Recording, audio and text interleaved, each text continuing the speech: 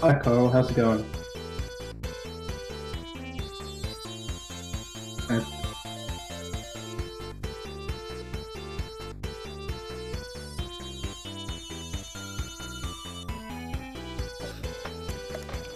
There we go. I have no idea. Hello, everyone. I have no idea how the audio is with everything. I'm gonna turn down the music, probably. How does that sound?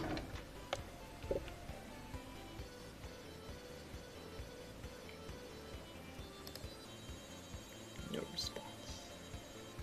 We have 27 viewers. Interesting.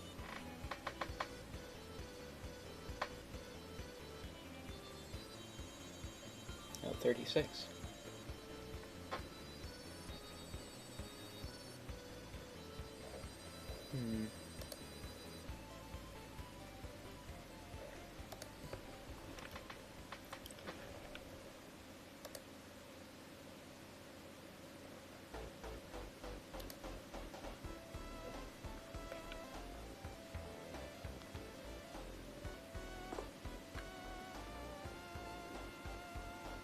I'm gonna use my phone to check if everything's sounding good, because doing it on my computer makes things get weird. Oh, yeah, I get a bit of an echo. what was that? Just trying to listen to you and Oh, the stream at the same time. Good idea. yeah, I don't know if, like whenever I was testing it, like, earlier today on my YouTube page, everything sounded fine. But I also don't know, like, because, like, you're here, so I don't know if, like, your audio sounds good in comparison to everything. Or if anything's too quiet or whatever. Oh, I'm told in the chat that they can hear me fine. Can you hear Andrew fine? Can you hear me good?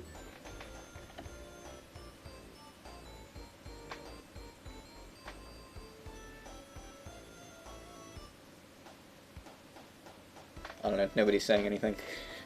Maybe they can. I'm gonna double check. They probably can, because the mic problems before was because the person streaming Oh, somebody says he can can't hear hear. We can hear themselves. us both. So yeah, it should Cool. be good.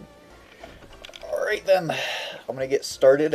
I'm doing the grounder. Let me. Oh, I also found out that OBS can, like, do these cool transitions. So now I have it doing this. So that's fun. Well, the stream's behind, but it'll do it in a minute. Oh, there it goes. Beautiful. Alright, so I'm doing the grounder here. Mike did the animation already, and I'm cleaning it up and making it look pretty for in-game.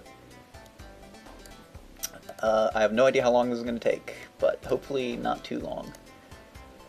Alright, so let's see. I've got to fix everything up here. Also, because I'm going to try to do this as fast as I can, I'm probably not going to be looking at the chat much. So, Yeah, I'll be deleting all of your spam all of and my... answering questions. Oh, yeah, they're spam. Alright. Let me... Well, I don't see any spam yet, but Oh, hey, Mike. Mike has joined the live stream. I'm trying to find out where my stuff is. Hold on. Drill, back arm, front wheels, front drill. Here we go. Oh, right. Okay. Alright, sorry I'm fashionably late. Well, actually, you came just about whenever it started, because we had numerous technical difficulties, because it's also streaming on Facebook as well as YouTube. And Oh, okay. the service that we were using to do that is really dumb.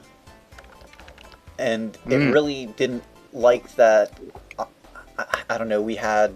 Cause it was a whole ordeal. I'm traumatized from it. But we got it working in the end, so it's okay. Let me do that. What color was that? White. But we're all good. I was looking at the... Oh, did you get live the, subtitles. What?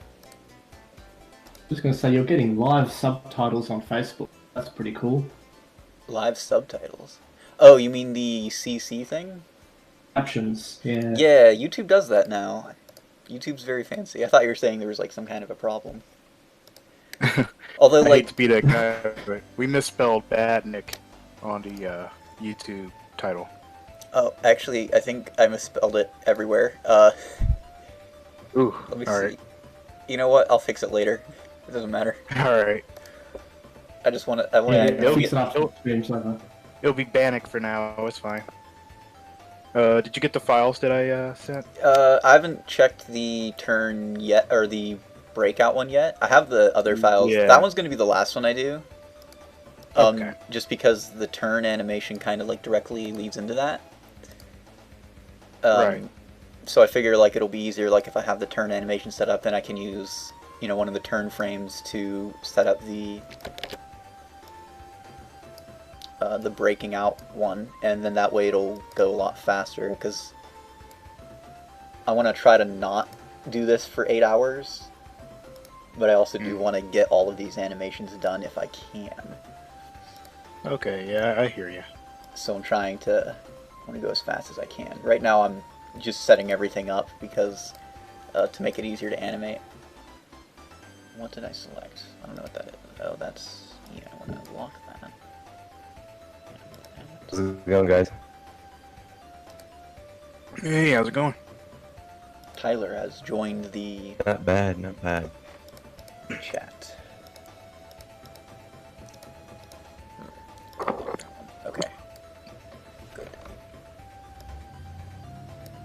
All right. Give me 1 second. I'll be right back. Alrighty. So how's your guys' day going?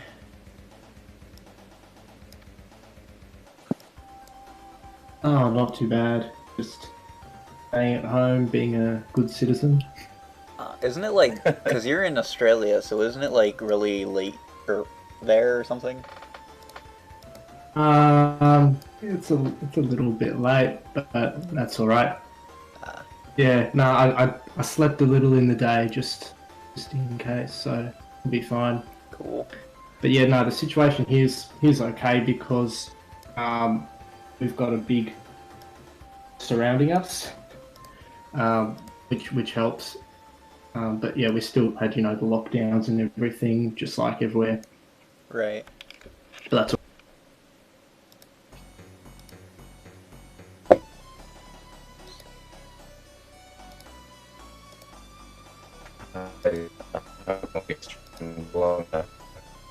What was that?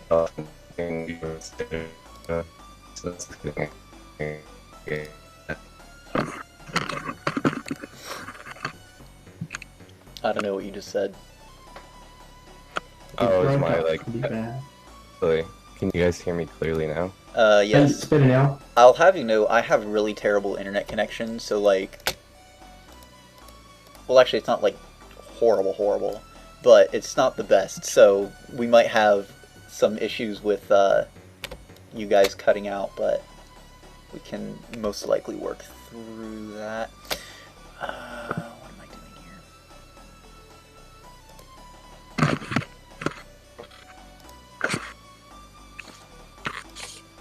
Oh, no. I actually wanted to get this whole setup thing done before the live stream, but I ended up not having time. Although I did do some of it. I did some of it like a really long time ago. Whenever I first started like on this particular animation, so a lot of it was already set up, but I got to finish setting it up. Treadmills I've not set up at all. Like setting it up to Curious make it. to see your workflow. Oh yeah, this is an Illustrator, which is a lot harder to animate than Photoshop, because you can't preview the animation. Yeah, exactly. Which on the plus side, it has made me really good at just kind of figuring out how to do things the right way the first time, so that I don't have to redo the animation and like fix anything, because it's a pain in the ass to really export everything. You gotta export like individual frame Yeah. individually from yeah. Yeah, you can't, like, there's no batch export in Illustrator, so... Yeah. I've never been a huge fan of Illustrator, and even doing vector stuff. I like Illustrator, but I've been using it for 10 years, so kind of used to it. That's fair, I guess. I've only been using it for 3, but I pretty quickly moved on to Affinity Designer. I don't know if you guys have used that before. Yeah, I've checked out Infinity Designer a little while ago, and it actually had some pretty nice vector tools. Like, yeah, they're really great. It's just a shame that it's not as compatible with everything as Illustrator is. Yeah, the big issue with using like Infinity Designer is because like a lot of the team, like, you know, will work, like one person tends to make most of something, but oftentimes, you know, the rest of us will help out to make sure things, you know, are up to standard or whatever. So like if one person's using a software that nobody else has, it can make that a little bit more difficult. Yeah, I agree. Because I just used the trial. Like, I do not own a copy of Infinity Designer. Because I was like, I mean, it's not like an expensive software, but I was like, yeah, but I already have other softwares. And it's actually really cheap, but yeah, if you already like really you're proficient in Illustrator, so there probably isn't really much point going to Affinity Designer. Yeah, no, I use both Illustrator and Infinity and Photoshop for the vector stuff with Sonic 2 HD, but originally I only did Illustrator. The reason I ended up learning how to do it in Photoshop is because like some of the stuff was already done in Photoshop, and I was too lazy to remake it in Illustrator. So I was like, screw it, I'll just learn how to do the vectors in Photoshop. They're not that different, so it's not like... No, they're not. I don't know. I like the way Photoshop. That's funny, because a lot of people really don't like the way Photoshop handles vectors. I think it's just the program for me. I don't necessarily like doing vectors. I just like how the tools work in Photoshop better. I know a big reason why people like the pen tool in Illustrator, but they hate it in Photoshop, because in Photoshop you have to hold like a button down to make a corner for no reason, but in Illustrator you don't. That was a like huge thing that I had to get over, because it annoyed me every time I would do anything. But fine now. I've learned to accept it. See, despite using both Illustrator and Photoshop for these things, I never get confused by the shortcuts. I don't know why, but whenever I have a pretty clear separation at this point between like Illustrator, After Effects, and Photoshop all have different keys for the pen tool. Like I just kind of like naturally know them now, but it's annoying when you like first start. Oh yeah, that was such a long time ago for me. I don't even remember like how long it took me to get used to it. Part of your life now. Yeah. I mean, it just becomes second nature eventually. Yeah. Okay, cool. I really like there's a way to create these compound shapes in Illustrator where you can just move shapes around, like, but they're still connected as one shape, but they're like individual parts, if that makes sense. Oh, I didn't know you that. Mean like you mean the grouping? It looks like, no, it's called like a compound shape. It's like, so, also, welcome back, Mike. Basically, in the Pathfinder, you can, like, combine shapes, but if you hold Alt, it just puts them into, like, a group, but it treats them like they look like they're combined, and they share, like, one color and stuff. And then, but you can move them around, like, they're not unified, basically. Oh, okay, I see what you mean.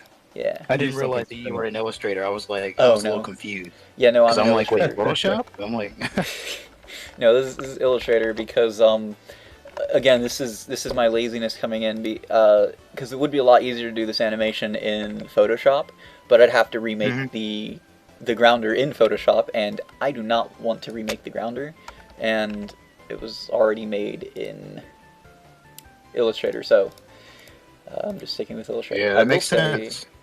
Whenever we get to Carnival Night Zone with the what's his name, Crawler, that one I will definitely make in Photoshop, just because it's like that'll make the animations go so much easier. Yeah. Oh, I mean, when it comes to, I think, yeah, like, I mean, I think I said this like last stream, but I feel like Aquatic Ruin Zone has like truly tested us as far as like the way graphics are gonna look in the game. So I'm actually really curious to know how like future stages are gonna be handled like after that one. Like it's especially Casino Casino Night. Like that's my favorite stage personally. But I mean, yeah. Can't wait to see what concept art looks like for that. Oh yeah. Whatever we come up with. What the heck just happened? Oh, I have some locked stuff. Let me unlock those things. Okay.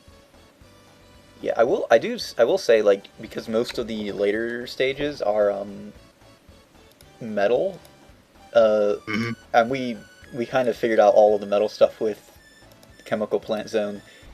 There probably won't be a ton to like figure out, like in terms of like how are we going to render stuff, which I know like early on with Aquatic Ruin Zone, that was something you know I had to figure out with the stones and stuff, because I wanted them to like still look like the natural stones, but I wanted them to match with the vector style that we had.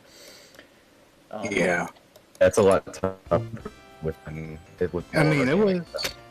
it looks extremely impressive, but I know how hard he worked on that, getting it to match up with everything else. It actually wasn't too difficult, because part of it was just that like I'll have to show how it was. We'll have to do an update on the foreground and stuff, and I can explain how I did it. Oh, okay. It's actually really easy to do. Because the big thing was like I wanted to have the organic shapes, and I just figured out like what I could do instead of trying to draw them out like by hand in Illustrator, which would just take a really long time. I could just do an image trace of a painting, and so that's what I did. Oh, so you did like a live trace? Is that I mean, there's a bit more than yeah, there's a bit more than just a live trace, but that's a big part of it is the live trace. You probably just had to like edit it after that, but that's like a good pace. Yep. That's a genius. Wow. I actually forgot that was even a function. Yeah. Use it all the time. That's never use what I use Illustrator for. Oh, I got it. I need like an image that I found online to be vector. I'm just like, I'll just throw it into Illustrator and do that real quick. Oh, good. I've already got this one mostly cleaned up. I just gotta fix it up a little bit. One in the chat is asking how much of the assets are made using vectors. Assuming all of them, right? Well, the vast majority. 99%.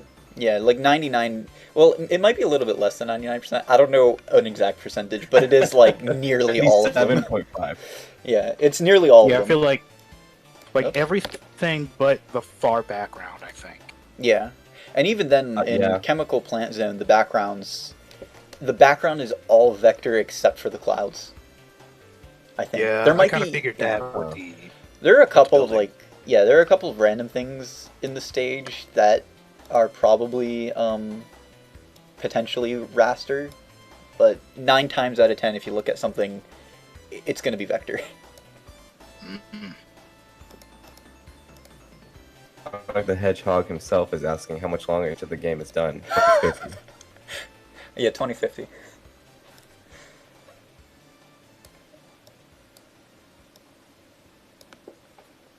Here we go again. My favorite answer so far. What, 2050? And they keep asking. I just add 10 years. 10 years. It's still my favorite of the April Fool's posts that we did, where we just I think it was whenever we posted Big the Cat. We're like, yeah, so we're changing the entire game. It's Big the Cat fishing now, and also we just casually mentioned in the update that the game is being released in 2050. Like that's when it's going to be done. Just casually, it's just an offhand remark in the in that post, and that's like my favorite part about that post. Not even the big the cat part, just the random. It'll be done in 2050. Hey man, I mean, game design takes it takes a long time to make a video game. Oh yeah, that's something I always see. Like, yeah. Last time there was a guy in the chat, and he was like, "This game, it takes too long. You guys should be so further along." And I'm like, I don't think you've ever made a game, man. Because I know, like, whenever you like, if you like try to rationalize it out and think about it, you're like, okay, like it does seem like it should be further along. Like I can understand why someone would think that, but it's. If you've actually made games, they take so much longer than you think they will. I mean, there's a reason. What was that? So you kind of like think of the things that need to be done. It's like, oh, that's not a whole lot. And then you kind of do them, and you're like, oh yeah, well, it took like 4 hours to do. Yeah. Yeah, like I'm pretty confident I'll be able to get all of these animations done today for the Grounder, but I'm sure it's gonna end up taking me longer than I want it to. Yeah, it always does. It always does for me. Especially if I want to get something like quality, it 100% I like underestimate the time that I need to spend on it. Yeah, that's just how it is sometimes. Yeah. You know, nothing that can be done about that. You know, except for working faster. Yeah, there's always some tricks, but I usually fall under like I'm trying to figure something out while I'm doing it, so it takes me longer. Yeah, luckily with the Grounder, there's not really anything new to it, so I don't have to be like, shoot, what am I doing? Yeah, Grounder's been waiting for like a good solid couple of years at this point. Oh, this base, the vector base was made years ago. It was made like way back, I think in 2014. I think 15. It might have been. I want to say 15. Yeah. It was a while. I know because I know it was made like shortly after. I think it was being worked on whenever I actually joined up with the project, and I joined right at the end of 2014. Yeah, I remember working on Grounder like way back when we were working on Chemical Plant Zone. Yeah. Because Grounder's my favorite Badnik, and I'm just like, you know, I really want this Badnik to look especially good. So I'm just like, let me just jump ahead and work on it now. I think you did a really good job with these animations. Yeah, the treads are my favorite part of it. I saw the treads and I was like, nice. Yeah. I was also looking at like the turn animation, which we'll see later today. And that one's like you can really feel like the three-dimensionality of the Grounder. Yeah, it's I'm completely biased, but it's my favorite animation that I think I've ever done. At least up to this point. So that is an interesting question. I don't really know what my favorite Badnik would be like too. Yeah, I've never actually considered a favorite Badnik, to be honest. Yeah. I guess whenever you're animating them, though, like you're thinking about them a lot more. Like, I guess if I was to break down like my favorite stuff, let's see, my favorite boss, Casino Night boss. My favorite gimmick that I'm really looking forward to animating is slot machines. I'm really looking forward to that. Yeah. And, yeah. But yeah, Grounder's my favorite Badnik. Oh, yeah. The slot machines will be pretty interesting because this is something I kind of thought about, like with the slot machines, because they have the little stickers of the characters on them, and it'll be interesting because, like in the original game, they're not drawn like the same as the characters. Like they have outlines and stuff, so it'll be interesting to like how we approach those. Well, it's kind of weird because I guess we could go about handling slot machines the same way that like. I mean, what's a good way to put it? It would be like a mini game within a game because that's technically what it is. But I feel like if the slot machines have its own like unique style that's separate from the main game's style, so that it stands out a little bit better, but somehow still fits, that would be ideal. Yeah, no, I think like definitely wanted to get to fit in with everything. I think we'll be able to pull something off really that'll look really great. But I'm definitely looking forward to that. Yeah. It's actually something. What was that? I was gonna say, I think my favorite Badnik is that weird chicken thing in Wing Fortress that shoots eggs. Oh, Scratch. It's just so bizarre.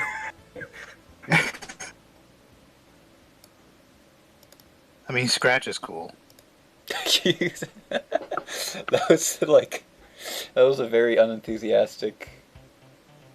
Scratch. Well, I mean, Scratch is cool, but he's no grounder. He is what he is. Well, he's no certainly no grounder.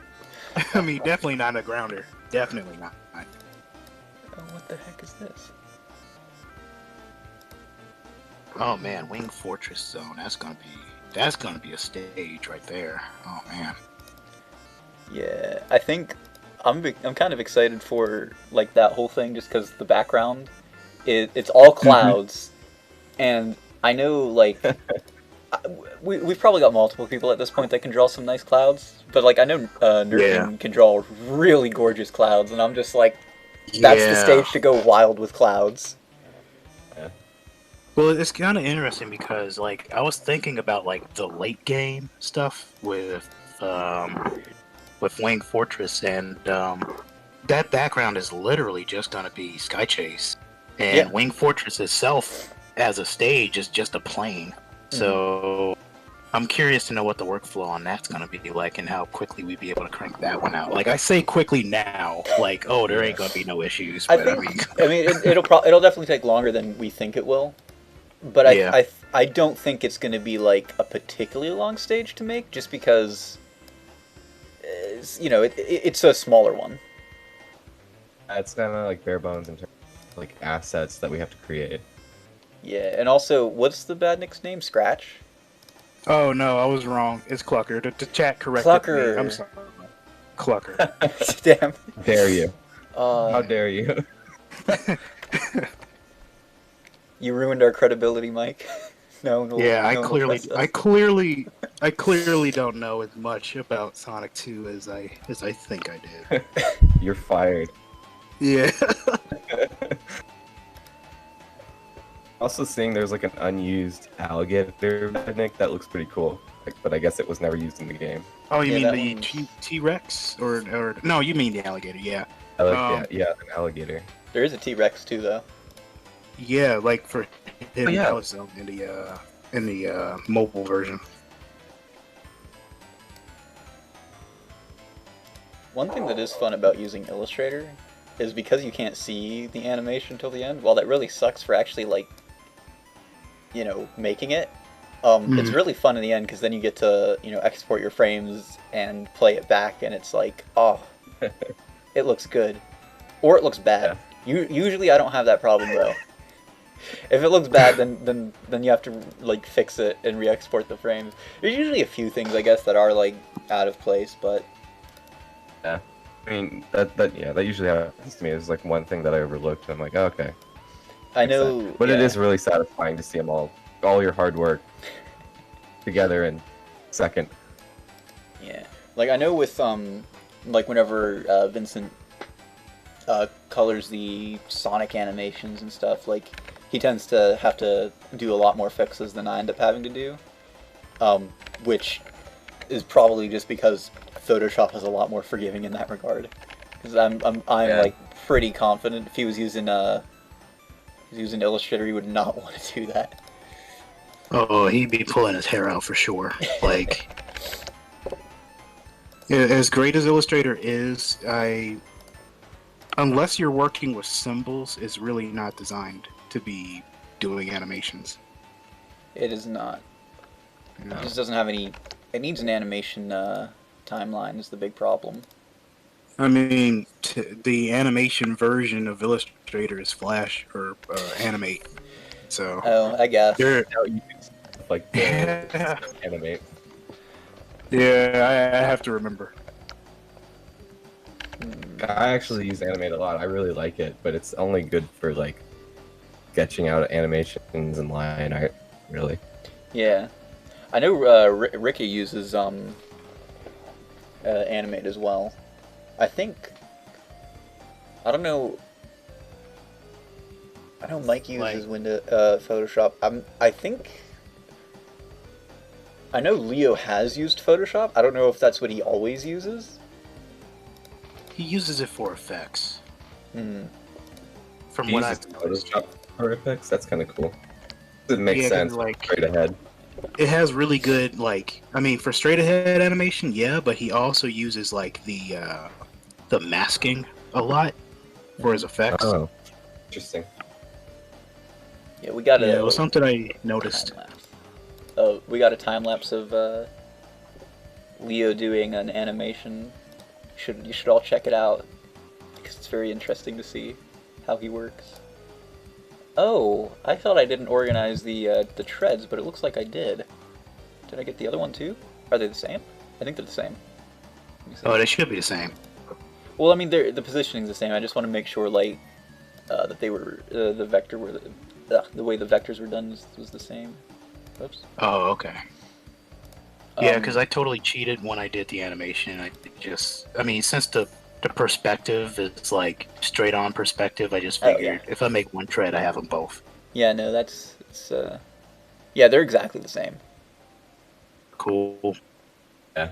For some reason, the one in the back Smarter, has, not harder. Whatever. Okay, that's good. That makes things easier because I'll just ignore the back tread and focus on the one in the front. Let's see. Oh, and I noticed in the roughs. Let me turn this off. I noticed that you have like an extra thing on the wheel. Oh, which part? There's like the handle like on the wheel, like back up. Whoops, I do not want to move that. Let me lock this. The wheel bit. Oh, okay. Hold on. Right here. That wheel bit. Let me reverse this. Right there, where it has the little handle on the wheel, like the train handle thing. Oh, you mean the pivot rod? Is that what it's called? Yeah, I believe it's a pivot rod for Oh. like tractor and trailer based wheels. Gotcha. Yeah, I noticed whenever I was looking at the roughs that you added an extra one, whereas in the base there's only the one. So let me add that in actually. Yeah, I just thought it added a little extra believability to the movement. Yeah, for sure. I'm gonna keep them thinner than because you have them real thick. Yeah, they're pretty thick. I'll keep them. I think what I'm gonna do is I'm actually gonna turn it into gonna use a stroke. There's actually one thing because and this is why I hate being able to use both Illustrator and Photoshop because you realize so much like how each program is missing so many things. Like Illustrator has all of these like stroke tools where you can like do gradient strokes and stuff, and that's like super convenient. It's so nice, but Photoshop just does not have them. Yeah. And I do hate that. Like, if there was only one program that would combine all these like good attributes, but then it's like, well, I would actually hate that because if Adobe was to like make one super program that just had everything in it, they would just charge like $1 billion for that one program. See, the thing is they technically already are charging you. Like nobody's getting just photo. Like, cause I know they have like you can just get the thing, but nobody's really getting just Photoshop or just this thing. Like maybe there are some people, but everybody's paying like the full. Yeah, pretty much everyone's doing like the full like however much it is. Yeah, they're either doing Creative Suite or they're doing like the packages for like, are you doing web design? Are you doing like, are you doing print? Are you doing photo manipulation? Are you doing animation and film? I mean, there's quite a few options. If you're doing animation and film, you're definitely getting the whole Creative Suite. Like, yeah. because like you're gonna need like you don't even need all of the programs, but like there comes a point where it's like it's just I mean, because it's give like you all of them, and trying to pay for them individually would just be it'd be more. Well, yeah, because So, the price isn't competitive enough to be like, well, because it's like I don't know if they actually have a like a film and animation package. I don't if think they do. did, yeah, but I mean, like if they did, it'd be like half of Creative Cloud, but it would cost more than half, like what the full package is. So it's like you might as well just get all of it. Yeah. Yeah, but the programs don't always work, because like I know before we were trying to see if we could import Illustrator files into, like, they don't always work together. So before we were trying to import Illustrator files into After Effects and keep them like fully editable, but yeah, I tried. it lets you import them, but they're like flattened into yeah, like the biggest problem with that is like the gradients don't transfer, and that's like the main thing that we use to color things, and it's like, are you kidding me? Come on. Yeah, but someone actually asked a pretty good question. Edgar, I don't know how to pronounce your last name, sorry. Edgar says, are you all art people, or do you do these drawings and code? We are all art just people. Art. Except Andrew, I don't know anything about Andrew's coding. not really talking much. Yeah, well, but Andrew's a social media guy. I'm social media, so you can blame me for the lack of updates. But mainly social media. A little bit of tile set imports and QA on the side as well. Yeah. You're also so you're also an art guy. You're also honestly the quality control guy, because you notice some of the like smallest things. That like once you point them out, I'm like, oh shoot, you're right. But I'm continually impressed with your ability to notice the notice things, really. Just staring at those updates 24/7. Yeah, the rest of us are art guys. Mike does animations. He actually did the roughs for the Grounder, which I'm cleaning up now. And Tyler's also an animator. Animator. Yeah, he didn't do anything that's being shown today, though. Where is... Oh, it's stylized. Here we go. Okay, drop shadow. I don't want it to blue. I've been diving into the vector art world recently, but art still. Yeah, you're picking up on that really quickly. Yeah, you're way better at it than me. I'll tell you that much.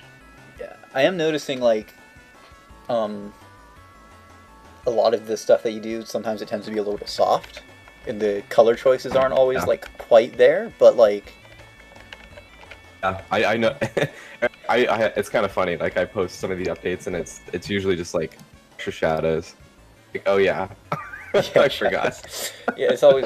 I mean, the shadows, like honestly, like it can be, because a big thing that you're tempted to do is to make them really soft, but you know you don't want to make them too soft, or else then it ironically ends up making it look flatter. But yeah, like I make them all soft at the beginning just to like get a sense of form, and sometimes I kind of like get attached to it. I don't know when I should change it. Yeah, that makes sense. I usually I find it difficult to. I have to do things the right way the first time, or else I tend to find it difficult to fix them. Actually, because I know with the thing that you recently did, which can't say what it is because that would be spoilers there. Yeah. Okay. Is that a secret? I didn't know about that. Oh yeah, no, that one's a surprise thing. Yeah. Okay.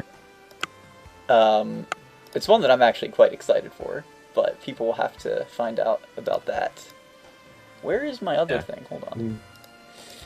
Like, it's so much of a secret that I don't even know what we're talking about. The team doesn't even know about it. Yeah, that's how much of a secret it is, guys. No. Yeah, but I was I was looking at that, and like earlier, and it, I was trying to like edit it directly with the vectors, and I was just like, all right, I can't figure out how I'm supposed to fix this here, so I'm gonna have to like probably do like a paint over first, and then revector it that way. Because like whenever I don't know why, like for me, like I have to start with the painting, and then I can make fixes from there. Ooh. Makes sense. Just paint over what I've already created. Yeah. A question was asked by Master Gaming, who asked, "Could we have a Discord server?" Oh, that would be cool. See, so I'll tell a bit of a story about that. So we were actually planning to have a Discord server. Where did my thing disappear? Hold on. We were planning to have a Discord server. However, give me a second here. Well, what happened was because we've been like jumping around chat services that we've been using for just team chats and stuff. And originally we weren't planning on using Discord for that. We were using other things, and we were going to have like a public Discord. But then like, give me another second here. It's hard to think and talk at the same time when you're doing art. I've realized that. Yeah, I don't know how you do it, man. Practice. I'm sure it's like not a on practice preview. thing. Okay, hold on. Yeah, there's a practice component to it. I definitely don't have a ton of practice with it. Can I do? Hold on. Can I do 0.5s? I can. Oh. Excellent. Okay. Badnik misspelled in the stream for anyone else, like the main video. Yeah. I see Badnik. Yeah, we talked about that one earlier. Yeah, okay. Whenever we first started up, it was something because I guess I accidentally spelled it, because there was a whole process getting this live stream set up, because we also have it on Facebook, and I guess like whenever it was something I just completely missed whenever I was setting it up, and at this point I'm just like, look, it took us so long to get this set up, I'll fix it like after the live stream. Okay, let me see. Make sure that all looks good. Yeah, but back on the Discord, pick that one up for you, Corral. So what happened was we basically had to move our own team Discord because we'd used up all of the free alternatives. Yeah. Like we tried like 3 or 4, and then Discord was the only one left. So it's like, all right, we'll use Discord. And at that point too, like that sort of, I was like, look, Discord's definitely not going to go anywhere because Discord's so huge.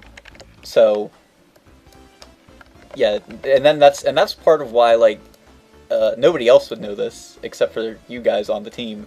The channels are a little bit of a mess because originally the purpose of it was supposed to be different, and I guess we never like fixed it.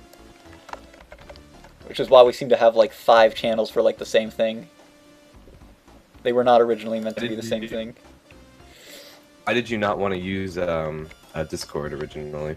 It wasn't that we didn't want to use it, it was just that we were using other things. Like, originally, we were using Slack. And actually, of the service that we use, Slack is still my favorite. Problem is, in order for, like, their search functionality is just really horrible because it only lets you search, like, 10,000 messages. And especially once we were ramping up to release the last demo, that just became a huge issue because... Oh, this isn't organized. Okay, I'll have to organize that part. It became a huge issue because we were sending a ton of messages. Like, we were getting well over 10,000 messages, like, every day at that point. Oh my god. Oh, yeah. So, it ended up becoming a problem, and it ended up hindering us whenever we were trying to release the thing, because then we were trying to search something to get a thing that we needed for whatever it was that we were doing at that point, and we couldn't find it. We're like, all right, Slack doesn't want me to have this. Can you resend this thing to me? And it just slowed things down a little bit. And after that, we were like, okay, once we're done with this, we're switching out after Slack. And I think after that, we went to a service called River. And River was like, we're always going to be free. Then they realized that that was a bad business model.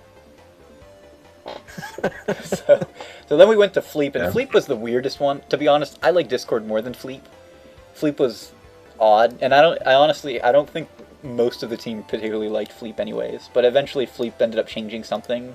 I don't know, Fleep was very unclear with how it really worked and stuff. I never really got used to Fleep. But then we ended up switching to Discord after that, because we were like, okay, it looks like Fleep's doing something, let's just go to Discord, Discord will be fine. Discord's not going anywhere. So that's the story of River? Wow. River, yeah. I actually thought it was River for the longest time, but then I realized... Well, then I realized that the icon that it has is like a stream, and I was like, wait a minute, it's River. Because it's spelled with a Y instead of an I. Okay. I think... Let me get here. The thing I don't like about Discord is like this size limitation when I'm uploading stuff. Yeah. Sometimes it's like couple, like just a little too big, and I'm like, ah, come on, I gotta compress it. Yeah, that's the big issue with Discord. And that's one thing I really liked about Slack and why Slack was so great, because Slack, it had a, rather than like individual files being limited, you had like your team had a file limits basically, right? And it was like a certain amount. It was actually pretty small, but it was nice. So, well, the big problem was that we ended up having to delete files a lot in order to make room for it. But it was really nice because you could upload larger files and it would be fine. Like, because I think they had like a gigabyte of space, which is very small, but most of our files aren't bigger than a gigabyte, so it was only an issue whenever we accidentally uploaded too many files. And what the heck is this thing? Oh, that's between there. Okay. I'm trying to figure out like what, because I didn't make this base, so I'm trying to figure out how what everything is inside of it, so I could organize it real quick. Okay. I've never used Slack before, but here it's like one of like the industry standards for project management for games. Yeah, it's games and like media stuff in general. It's really good. If you have the money to spend on it, it's something I would think like definitely. But like if you're like have a low budget, or if you're like, you know, literally have no budget, then because like we're not profiting off the game, so any money we spend on like tools or anything, like that's money like out of our own pockets, like we have to pay for. And Slack is kind of expensive, so yeah, it's definitely for people who like make money. Yeah. A lot of money. Although, to be honest with you, like, once you start making, like, a certain amount of money and stuff, you can really just make your own server. And set up your own, like, chat hosting thing. Because it's really not hard to do. And that can give you, like, a lot more control over everything. It's true, it can be ultra specific. Yeah.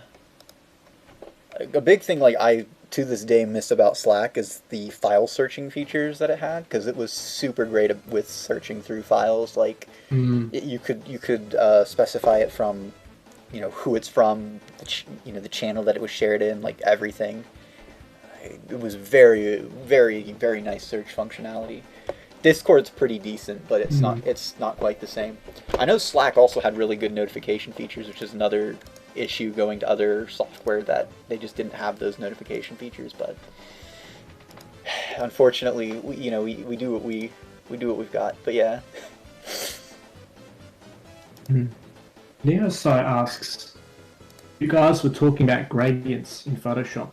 Doesn't Photoshop have a pretty good gradient tool? Does it just not work for what you need it to? So we're doing things and use the gradient tool that you're probably thinking of in Photoshop, because that's a raster tool. Yeah. We use the layer styles, and the layer styles has the a gradient option inside of it, and we use that. Yeah, I'm not a huge fan of it, but can usually fiddle with it, like break it down and make it work. But it's kind of annoying and unintuitive. Yeah. It's another thing that is disappointing going from Illustrator to Photoshop, because Illustrator's gradient tool is straight up the best one I've seen. Like, there's so much you can do with it, and there's even things that like I've learned, because like I've been using Illustrator for 10 years now, and there's like I mean, I guess it's been a while since I learned about them, but there were things that like I learned like a couple of years ago that I didn't know, like about how like the gradients work, and I was just like blown away, and I was like, oh shoot, I can do this? That's gonna make, oh man, I can do this and that. But Photoshop doesn't have those things. Yeah. So I was gonna say that's always a bittersweet moment, because it's like, oh, I've been doing it wrong and wasting all this time, and this tool was right in front of me the whole time. Yeah, there's a lot of cases where that's happened, but you know, that's just how it goes, I guess. All right, I think I've got everything. Sorted here. I really like the gradient tools that Affinity Designer has. I think these are the best gradient tools that I've ever used. I think Affinity's is similar even better than Illustrator. I think it might be similar to Illustrator. I don't know. I'd have to check out Infinity Designer more, because I only really mess with it a little bit. I tried importing the Hold on a second. I was getting a drink of water there. I tried importing the that wallpaper we did with Sonic and Tails. I tried importing the Sonic of that one into Infinity Designer, and just to see if like it could hold up, and it actually did really well with it. It really imported the a few things broke, but you know it held up surprisingly well. Like you could make a really good thing. So like if you're ever doing something where it's like the team won't need to work with you, and like that's like a guaranteed thing, you can use Infinity Designer. I mean, you can really use whatever you want, so long as you can keep things, you know, matching. It's just whenever we're trying to do, you know, we need to do collaborative things that it's necessary. Yeah, I mean the problem is like getting it from Affinity Designer to other programs, but not necessarily the other way around, because like you can import Illustrator files, like you said, to Affinity Designer, and it works pretty well. Oh, that was a Photoshop file that I imported, but yeah, you can import Illustrator. Do it with Illustrator. I think it actually imports Illustrator files better than Photoshop, but I don't think I tested Illustrator. Yeah, I don't think I tested the Illustrator file. But I was just really impressed with with how well it imported the Photoshop file, because like, you know, it's trying to average. What the heck is this? Oh shoot, I need to fix that. Nope, wrong one. Right, but so as I was saying, because it's trying to advertise itself as like a professional, you know, tool and stuff, and for better or worse, you know, that's Photoshop is the industry standard, and it's the industry standard for a good reason. Like a lot of people, just because they don't like it, and like I honestly don't like I don't like Adobe is what people don't like. They don't like Adobe, and I don't really like Adobe either. But like, you know, for regardless of all that, like it's the industry standard for a reason. There's a lot of stuff that it can do that other programs simply can't. And so Infinity Designer is trying to advertise itself as, it's not just trying to advertise itself as like, oh, it's a cheaper version of Photoshop. It's trying to advertise itself as a serious hold on a second, a serious competitor to Photoshop. And if you want to be a serious competitor to Photoshop, you need to have some good tools, you know? And so, you know, but I was really impressed with what it could do. So I think it's a pretty worthy competitor, but I'm used to Photoshop, so for now at least. I mean, I don't think I would replace Photoshop with Affinity Designer. I would definitely replace Illustrator with it, but I don't know. What specifically don't you like about like Adobe company? Adobe are like really what is it? They're like so a big thing is just how much they how high they price their software. That's like a big one. Yeah, their business model. Yeah, and also like the way monopoly. Yeah, the way they they have this whole. Oh, there's this, I can't think of like what it was, but there's the way they like. I think they sue people a lot. Oh really? I didn't know that. Makes sense though. Yeah, like I think like with because they have like apparently they make like a bunch of patents that they honestly probably can't even legally defend. But yeah. So like that which prevents other people from making software that can compete with them, I think. But I'm not entirely sure about all of that, how all that stuff works out. A big part of it is just like the competitors are a little bit different and they don't work the same. And it's like, why make this different? Right. Oh wait, you probably had to because Adobe. That's actually apparently a big reason as to why like a lot of the stuff in other programs, it's like Adobe programs Zoom in this straightforward way. And it's like, this makes sense. And then you go to another program, for some reason they have this weird convoluted way of doing it. Apparently it's because Adobe probably has a patent on it. No, it's very frustrating. Yeah. Just don't like, I don't like their update system, honestly. Like, I don't know. I'm fine with paying the Creative Suite. Whatever. No, that's thing. That's but gone the now. updates is kind of like... See, I'm actually all for subscription-based models.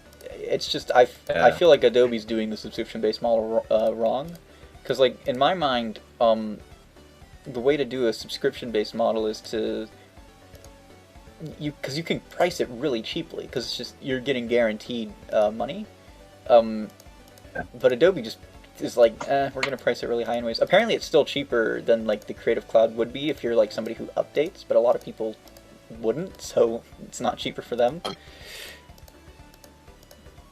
I think I don't know. It's been a while since I've updated or whatever. I think mine's like $32 a month or something like that. And I'm fine paying all of these programs. Yeah.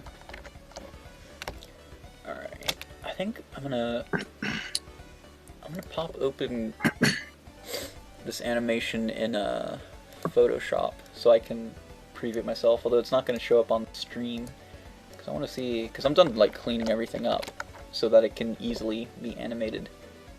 Oh right, I'm gonna...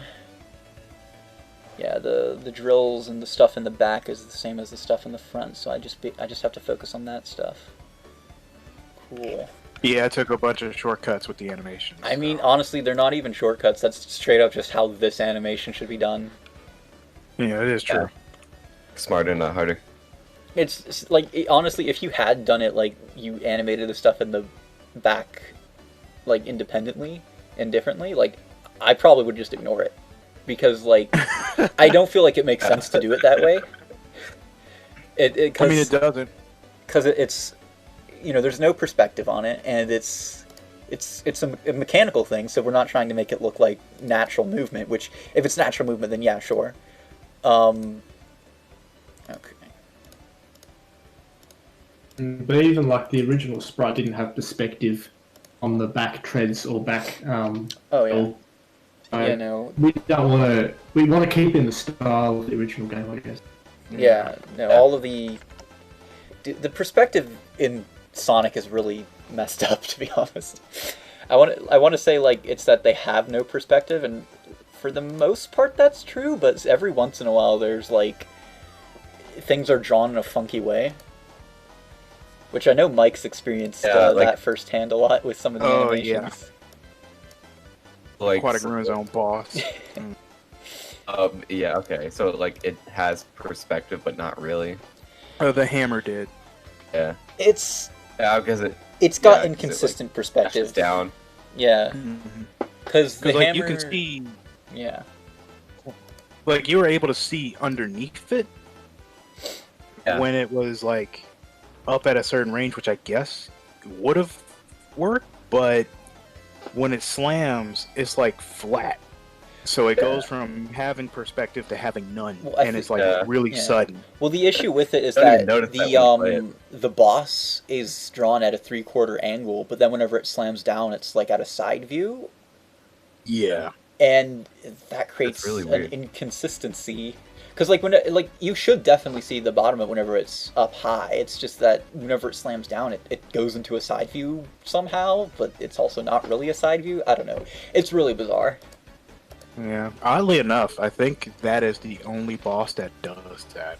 I looked ahead at like the other like Eggman boss fights or like their Egg Mobile machines, and with the exception of like the Death Egg robot, everything has like a bit of perspective to it. The Death Egg robot is the only one that's like completely flat. Yeah, I guess All right, we'll guys, see. I gotta head out. Oh, all right then. Going to sleep now. Might join up later if you're still doing this, but Oh, see you yeah. later. Okay. Yeah, I actually got to restart my computer real quick, so I'm gonna head out to Oh, dang. just for a moment. I'll be right back. All right, Nice Andrew. to see ya. It's gonna be just you and me for the moment. You guys. Yeah, I mean I'll be back though. Right, let's go to a couple of questions then. One question we've seen is, are you going to be doing extra zones such Oh as my Hidden God. Palace Zone? we get this question every single time. This is the most asked question. Do we have a FAQ on the website or an F? Okay, maybe it's not We FAQ. do. We have a frequently asked questions on the website, and that's on there. So Okay. I'll answer this one with draw. We're not doing any extra zones except maybe Hidden Palace. So that's not confirming. We might do Hidden Palace, but like Dust Hill, Wood Zone, Cyber City, like we're not doing, because the amount of work Yeah. is like, it's so much. It's like, are you going to do Shadow? Like each character has hundreds of frames, so Yeah. it's a lot of work just to get the base game done, and then if we've still got some juice left after that, we might do Hidden Palace or like an original Death Egg. I think that'd be a really cool idea. Yeah, I think the big thing I always tell people about like future plans is like, we got to get the base game done, and just see how that goes and everything, and then like base game is all like we've got for now, and we'll see after that maybe. Where is this? Because yeah, like you said, huge time commitment to do this.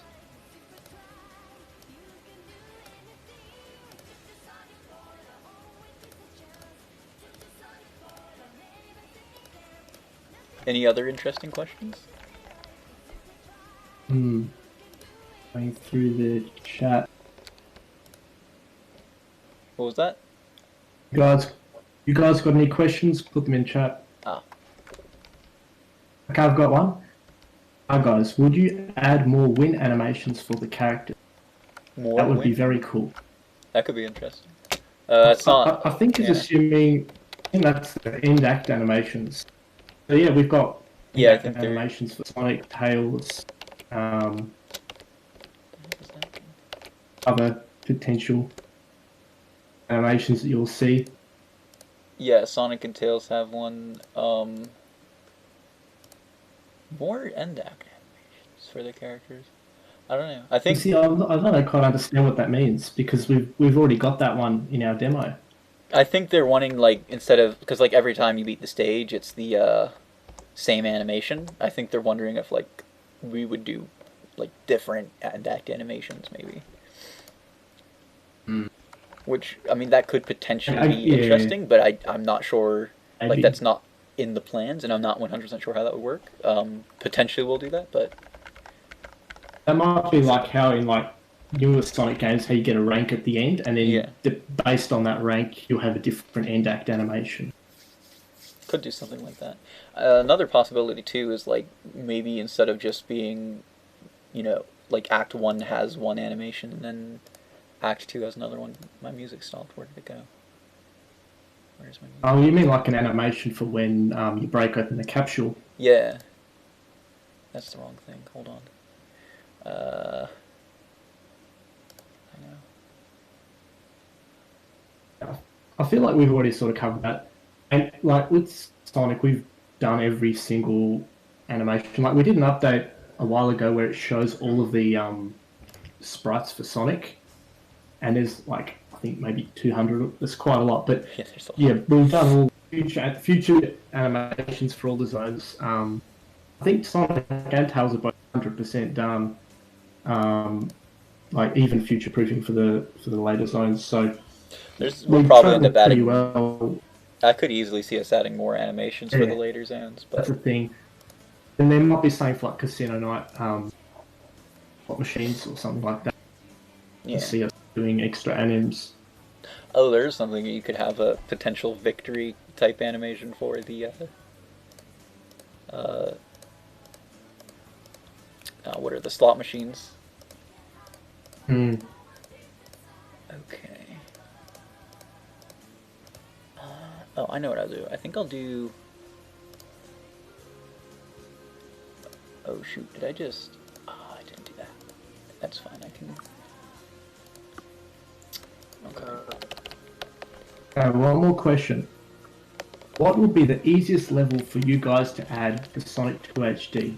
Graphics is the main thing. I have no idea. You mean like a new level or like a existing level? Like, I mean the existing ones. I know the hardest. I mean, Aquatic Ruin Zone so far has been the hardest one. I'm pretty sure the easiest would be Sky Chase. I don't feel like Aquatic Ruin Zone's been particularly hard, so much as it's just been like we've been doing it and the team has just been like come super busy like whenever we started doing it. I feel that it kind of has a different workflow, sort of, compared to like the other zones, simply because of the structure of everything. Like, I mean, here's the thing. Oh yeah, I was just gonna say, if the even if there's a zone out there that's really easy, what we'll end up doing is we'll just do new concepts for it and end up making it more complicated. Yeah. Oh yeah, I remember us talking about that for Sky Chase. I won't go into details, obviously, but spoilers. Yeah, I remember. I know. I'm gonna keep it quiet. I'm just saying. I'm just dropping a little hint. Alright. Mind me. Yeah, we'll have to. We'll just have to wait and see, I guess. Yeah. I accidentally didn't make a duplicate of the drill layer, but that's okay because I fixed it. One thing that is nice about Illustrator is it has, like, you can basically undo indefinitely. Actually, I think you can undo indefinitely. I have no idea how it's able to let you do that without slowing down, but it doesn't seem to slow down very much. I do know that vector-based programs have a lot more flexibility just because they're like, what's the word? They're not mathematic, but it's like, well, they are mathematic. All it is yeah, I mean, it's like all sense. It is just points and lines, and it's a very linear based kind of workflow. That's probably why the undos don't take as much space up, because like with Photoshop you can set the number of undos to be like really high, but then the problem becomes like 2000. It starts to slow down at that point. I think it's probably just it's saving a state of every single thing you do rather than like, whereas I think Illustrators just has the math of everything in there, and that's probably like so it's probably just recalculating the math when you undo, which is a lot less resource intensive. Okay, I got second frame of that. Yeah, this animation, the hardest part of this animation is going to be the treads, and they save those to last. Gonna get the other things done. Although the treads shouldn't be too difficult, it's just that it actually requires me to do some like real-ish stuff. Whereas with the drills, I can just move things around a bit. Yeah, I mean, thankfully, I think all of Grounder's animations, I think, are just 8 frames. Yeah. Well, the turn is 3. I have no idea how much. Oh yeah, that's right. The turning animation is 4, I think.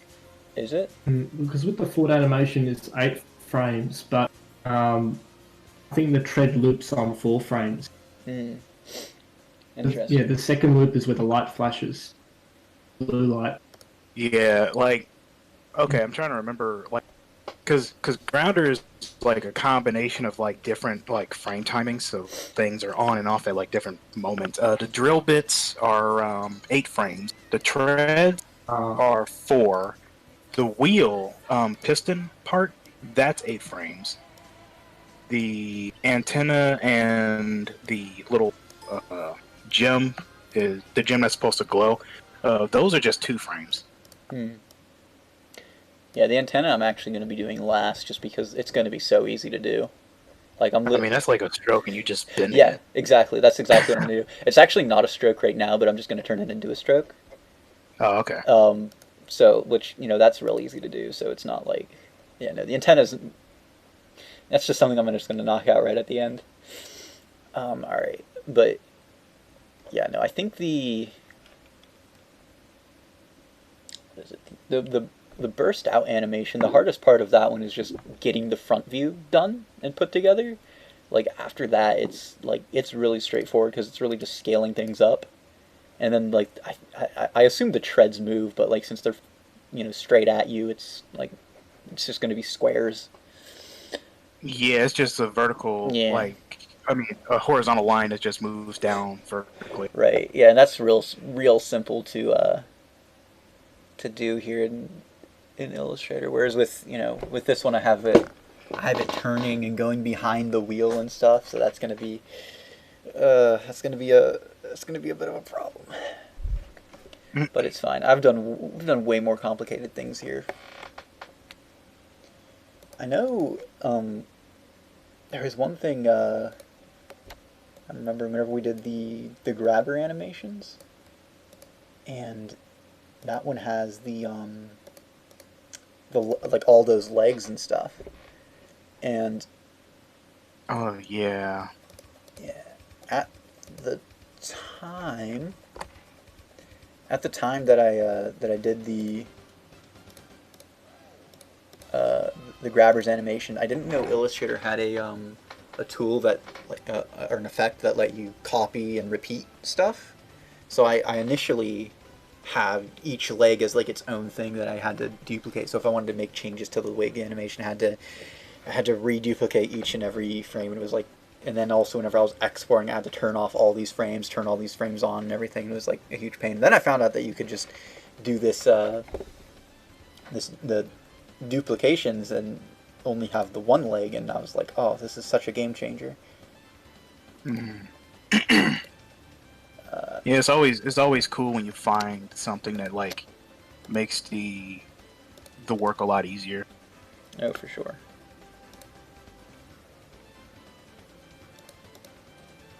But I only found that out like, oops.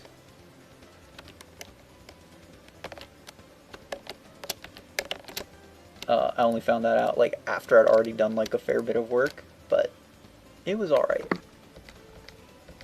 And also, like, it's not like I was doing each leg like as its own independent thing anyways. This is gonna get a little weird in a minute here. That's fine. Okay. On to frame number 4. We're killing it here. Except we're not, because I'm only doing the... I'm only doing this one arm.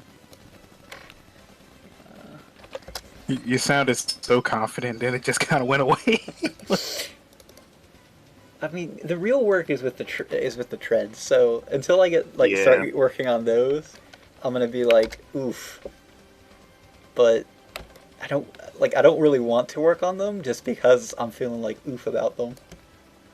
Yeah, the treads are they're treads. Sure are. Yeah, I mean, there's probably more shapes in the tread than the rest of the Badnik. Trying to see in the animation if you repeat the drill like animation at any point. No, you don't. It's just all. Yeah, it's straight ahead. That is 8 frames. The drill and the wheel are the reason why it's even an 8-frame Without that, it would have been 4. Right.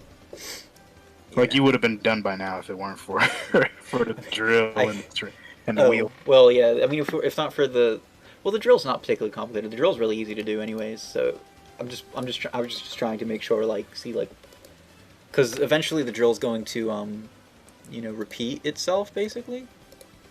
Mm-hmm. And I want to, you know, I want to look out for that.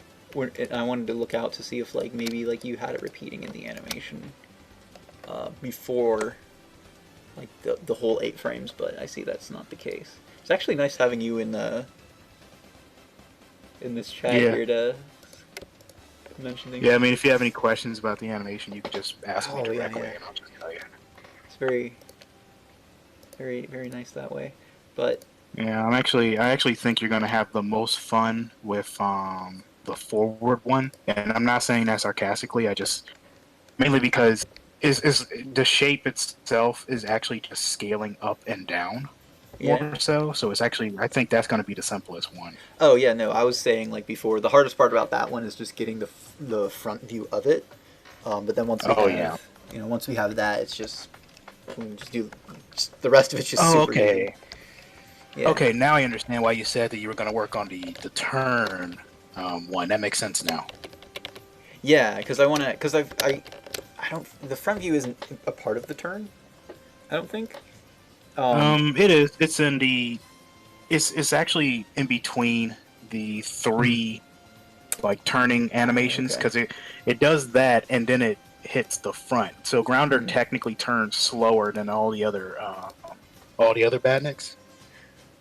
But the reason I added that front was because I needed a base for the front movement too, and I just figured, well, he's turning.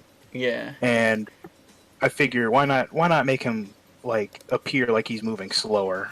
So I get to to kill 2 birds with 1 stone. It works out. I don't think it's in the turn frames, because when I was looking at them, there was just I think it was just... Really? Yeah, you might want to take a look. It's just 3. Yeah, you know what? Let me take a look. It didn't look like there was a pure front-facing frame for the turn. Just the 3 frames and then mirrored on the other side. Because I did think that you had the... Yeah, I'm going to take a look at it now, because turn PNG files. Oh yeah, you're right. It is only the 3. Let me get you that front facing. Sure. Yes, which will then make the you know, the front bursting out animation super easy. Although I'll probably animate it backwards, rather than going from the small, because he starts off a little bit smaller and then gets bigger. Oh, which is actually funny because there's usually no perspective. Hold on. I'm wondering how that's gonna look in game. Yeah, whatever. If it looks janky, we can just, you know, remove the scaling. Yeah, we'll figure it out, because I think the scaling is, like, I feel like it's a little subtle, but at the same time it's like, because there's other ways to fake it too. Like, you could use shadows, you could use yeah, I mean, I think it'll probably be fine. And as far as shadows go, we probably will do something like that. I actually might bake them. I might bake them into the animation, actually, now that I think about it, rather than have, because, like, I know, like, we can do it in engine, but, like, I don't think we need to do it in engine, and I know how shadows can be whenever you try to generate them in engine. So stay away from that. Yeah. So I'll probably look into giving him a bit of a shadow whenever I do that one later today, hopefully. Okay, we haven't been streaming too long yet, so we're still good. Actually, how long have we been streaming?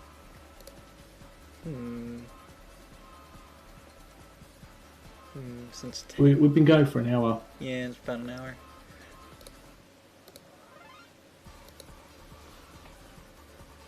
Alright. Yeah.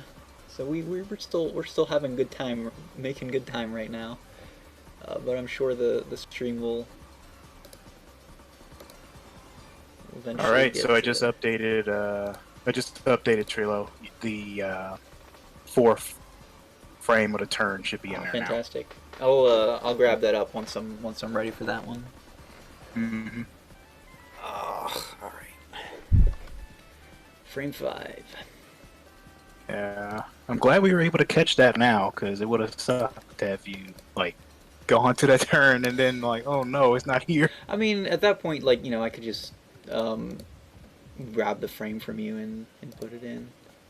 Yeah. Because or like I would have, I guess. Well, yeah, that probably would have been what happened if, like, unless you like left the void. Oh, I probably am gonna have to clean some of this up now that I'm looking at it. Oh, that's funky. I'll see how that works a little bit later. I think I will turn those ones off. Yeah. Wait a minute. Oh no. What happened? Nothing that's too big of a deal, but I noticed like I had this shape locked, so it's out of alignment now. Should be in alignment now though. Let's see. Yeah, it's in alignment now.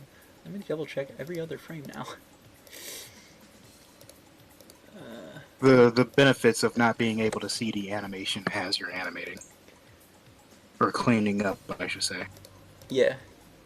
I mean, look, like I was saying earlier, like, I'm pretty good at making sure everything works out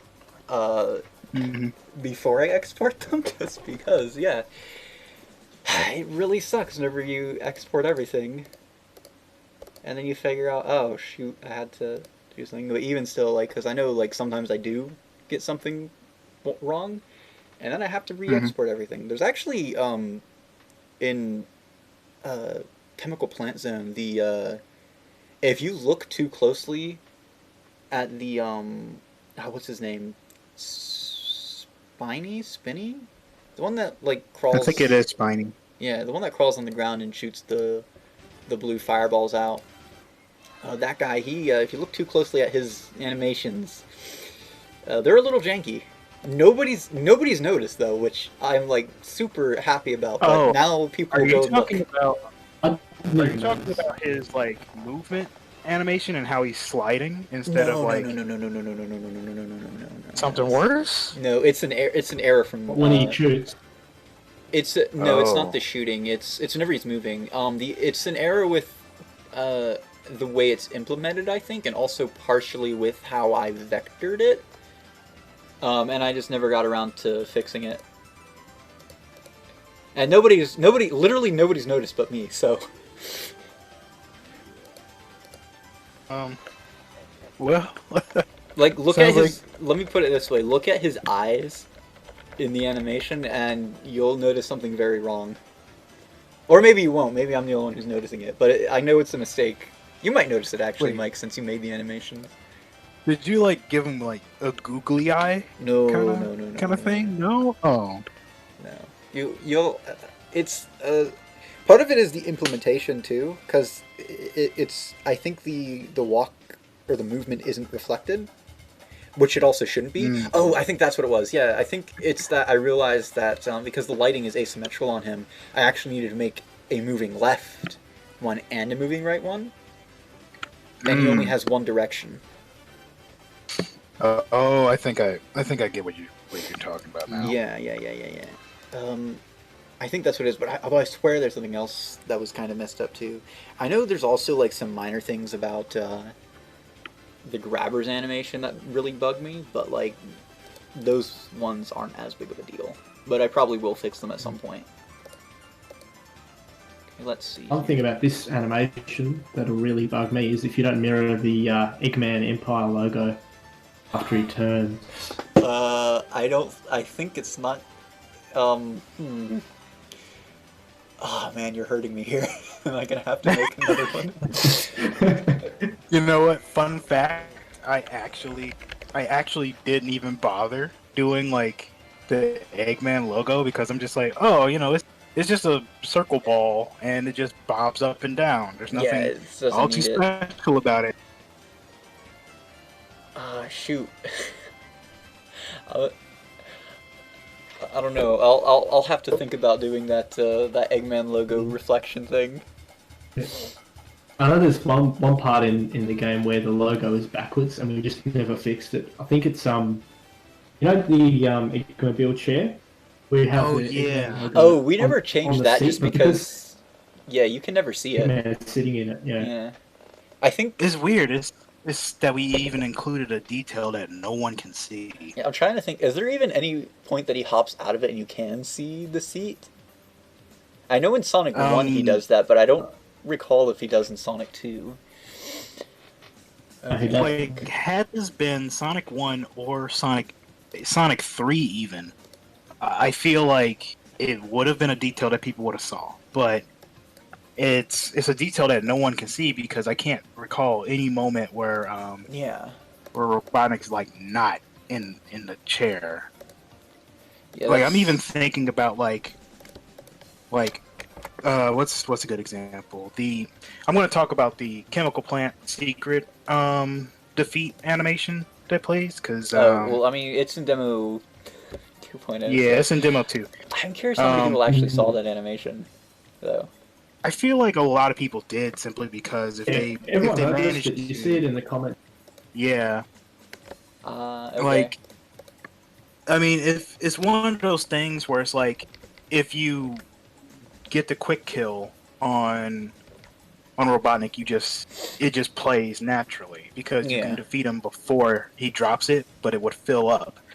So I mean, if it's actually kind of a cool like gameplay way to say, hey, look, there's like secret defeats or like secret like boss animations that you can see if you defeat them in like a specific way. Not even like a fast way, just a specific way. You do like a specific thing, you're rewarded with this this animation. I think that's such a cool feature.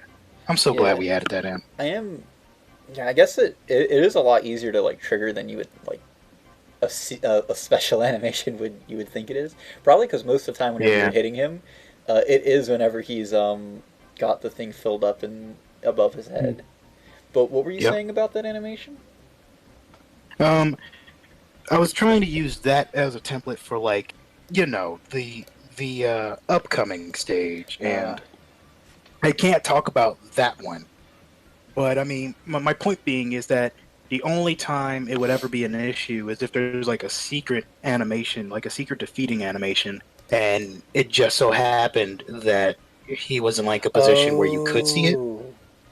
Oh, maybe we could do that. That's where I was going at. Yeah. Maybe we could just add like an animation at some point that maybe Eggman will do something just specifically so that detail can be seen, because otherwise it's just there, and the only people who can see it are people who like mess around with the files. Yeah. Which I think it's funny. I do have... What? Oh, I was just saying, like, you can continue. I was just about to say that I do have like ideas for other secret defeats. I probably can't talk about them because, you know, we probably want to keep them secret. Although there is one that I absolutely want to say. It's usually a good idea not to talk about things that like we're not like sure of anyways. Yeah. Which is why I'm. Yeah, people will be disappointed when they don't see it. Yeah. Yep. Yeah. That's why I'm always very, very careful about like what people ask, what's going to be in this thing? When's this going to be? What are you going to get this? I'm just like, well, you have to wait and see, because to be honest, to some extent, we don't even really know. Yeah, like we're not trying to be jerks or nothing. It's just that's just the nature of it. Yep. But yeah, what I was going to say before was that I think it's funny that a lot of the newer programmers that we brought on board are people who did mess around with the code. Hold on a second here.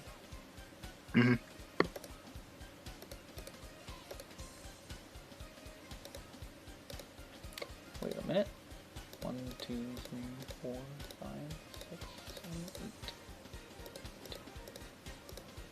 8. yeah, you can see like on YouTube there are some videos of people trying to mod Sonic 2 HD, and I think a couple of them are in the team, which is pretty cool. Like seeing, because I know at least one of the programmers found out about the project after we released the demo, which was pretty cool considering how long we've been around for. And like I know there are heaps of people who've been following since 2011 or whatever. It is sort of cool to see that new generation coming in as well. Oh yeah, for sure. And it helps us out as well when we're looking for new members. Yeah, I am surprised. Like every time we've put up a post, being like, "Hey, we're looking for some new people to help out with the game." There's always been at least one person that's been like good enough that we've been like, "All right, let's bring you on board." And like, every time we post about it and stuff, I'm always just like, "Oh, are we even gonna get anybody? Like, is there anybody around?" But I guess there are a lot of really good like artists and like programmers and people out there. So yeah, and helping the fact that when it comes to Sonic fan games, a majority of the people that work on Sonic fan games are really good at making mods. Oh yeah, that they are. Yeah.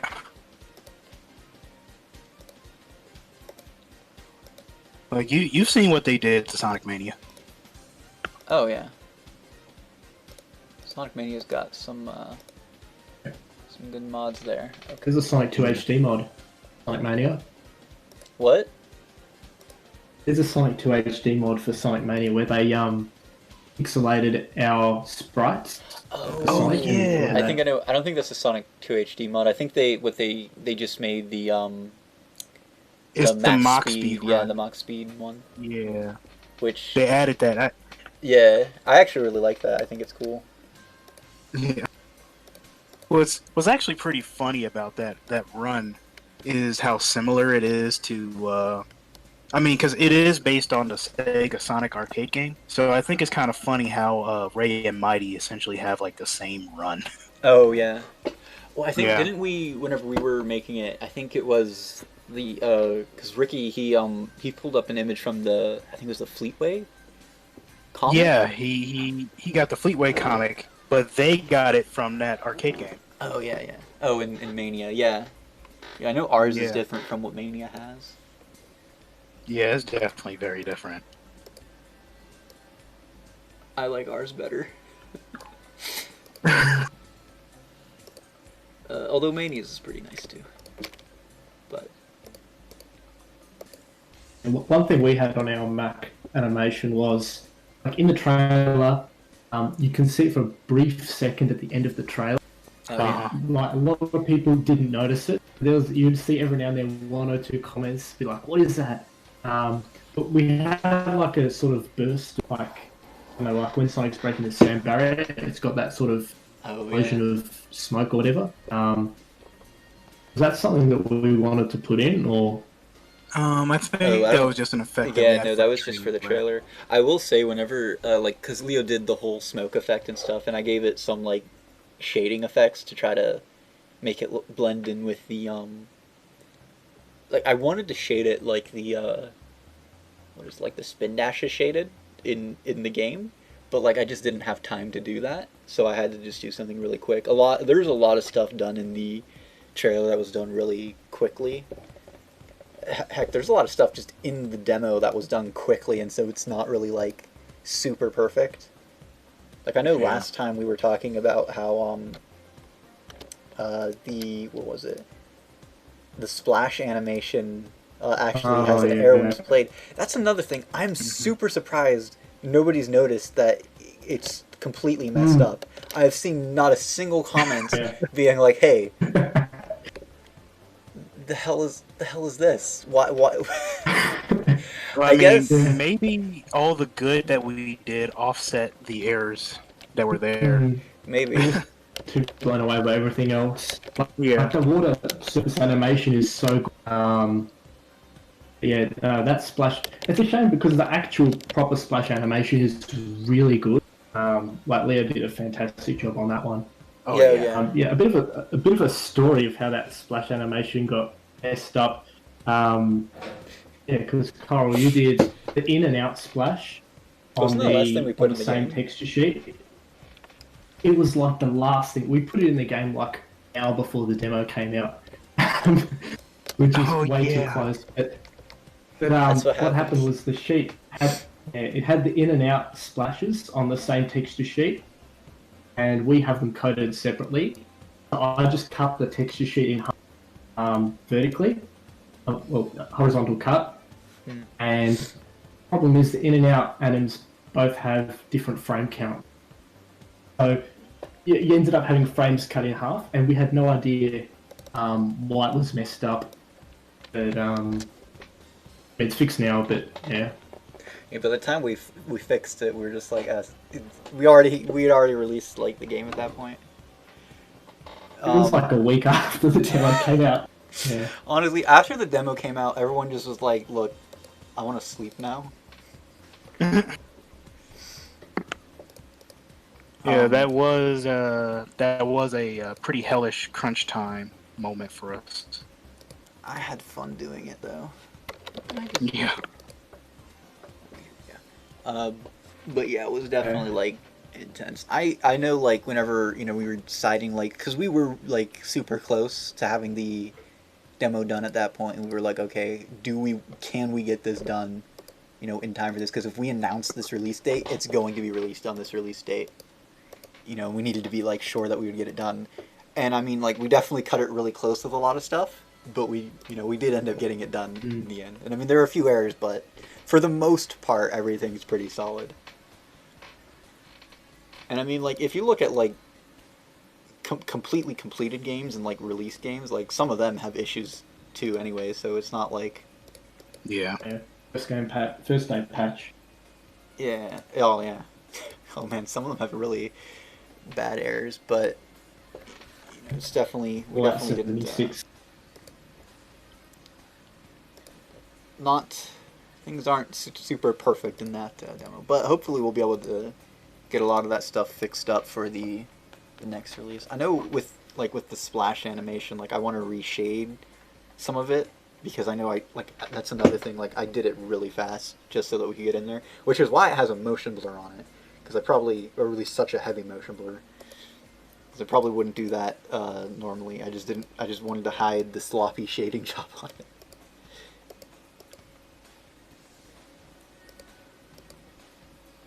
Okay. Let's see.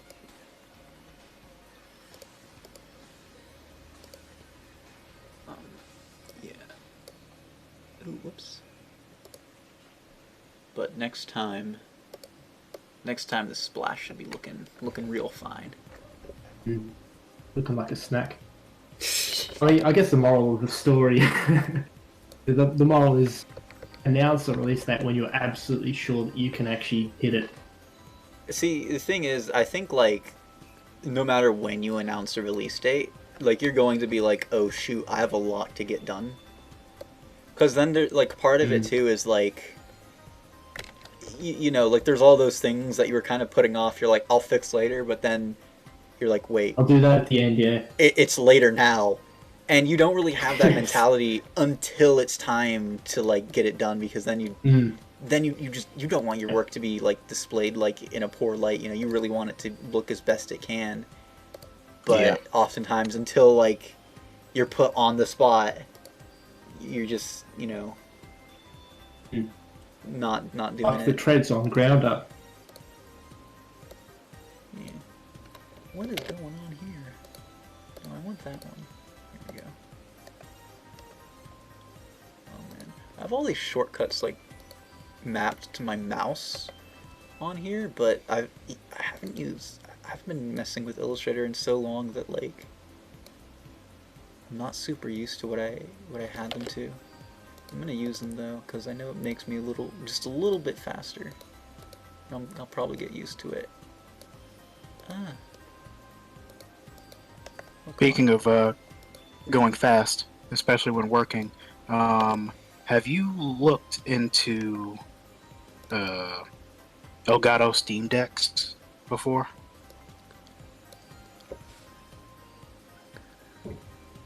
I feel like I I recognize whatever that is, but I'm completely drawing a blank on it.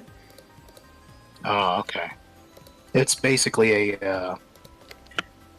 it's like a macro key pad that you can assign like those things. hotkey functions to. Yeah, I recently purchased one, and my workflow has like improved drastically. I'm kind of interested in those. I don't really have the space for one at the moment. Yeah, they're relatively small, but I mean, I understand. Yeah, no. I'm sure they're not like huge. Like right now, like because my mouse, I actually have a gaming mouse, but I didn't get it for gaming. I got it for speeding up my workflow with like vector art stuff. Yeah. And I just have all of the buttons on the side mapped to like my main tools. Like I can switch to the. I have no idea if this is picked up on the stream, but like I can switch to the or switch to the pen tool, the direct selection tool, and then the pen tool has like 10 different pen things. But actually, I might look into switching that up, because I know if you hold Shift and click a button, it can. Well, let me see here. Oh no, Illustrator's not like that. That's Photoshop. I might see if I can set it up that way. I kind of want to see if I can make like my mouse shortcuts more efficient. But yeah, I remember when because a friend of mine, he had this mouse, and I was messing around with it. First of all, it was a really nice mouse to like just feel with. Apparently, it's not being made anymore, which really upsets me. But we actually, me and him, we bought some like replacements like whenever we found out that it was like discontinued and wasn't going to be manufactured anymore. So we have like a couple sitting around ready for whenever the ones that we currently have just die on us, I guess. Okay. This frame, I think, is good to go. And double check. Well, I'll double check that last, I think.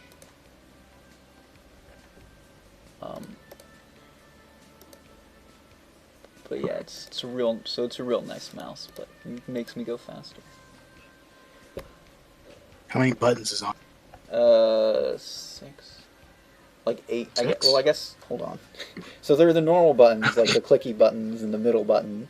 Yeah. Then there's like these 2 buttons that like I have them set to like it changes the DPS. I think that's what it is of the mouse, so it makes it like move slower or go faster. I just have it always set like at the highest speed. So to be honest with you, I don't know why I don't just change those buttons to something else. And then there's like 6 buttons on the side. So oh, okay. It's not like super jam packed with buttons, but I feel like I wouldn't like one like that anyways. Yeah. Yeah, I have a I have a cat mouse that's like I think it has 6 buttons. Yeah, 6 buttons. Do you use all 6? I do, but oddly enough, not for work. I use them for when I'm browsing the web. That's about it. It's just I rarely touch the mouse whenever I'm doing like actual like work, like since I'm mainly using a stylus. Oh yeah. So it's yeah. Very rarely do I actually need to use the mouse. Yeah, vector stuff is the only thing I use a mouse for. I know like Adobe, and this is really weird to me, because I don't understand why you would use a tablet for like vector work.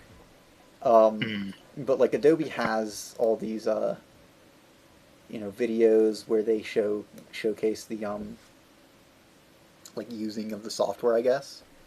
And they always have the person using a tablet with Illustrator, and I'm just like, who uses a tablet with? I mean, I guess people do, but it's just so weird to me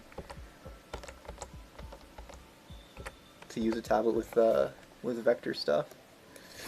Yeah. Unless you're like treating vector as like a drawing thing rather than a vector thing, I guess. In which case, I guess that makes sense. I want to check something here. This is frame 3. Okay. Were they actually drawing the shapes, or are they like? I have no. I see. The weird thing is they were like manipulating it. It wasn't even. I don't even think.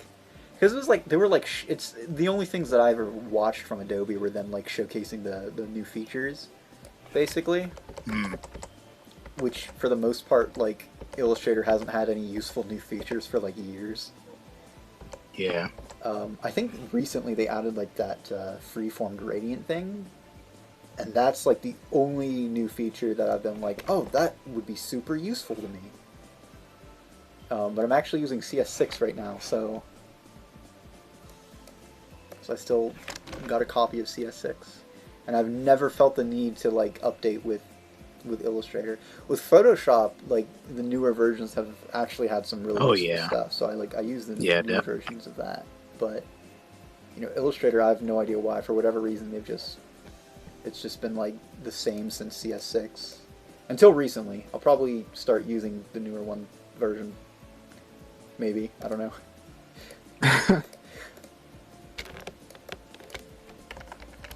CS6 has never let me down, so maybe I'll stick with it for the time being. Okay. But the freeform gradients, though, those are looking pretty tasty to me. Is that? Yeah. All right, we're good on this frame. Excellent.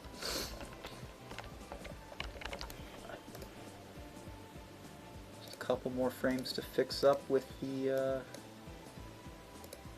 drill, and then we can move on. I think I'll probably get the nose drill next, and then I'll move on to the treads, and then I'll get the little antenna, so you can have a happy little antenna.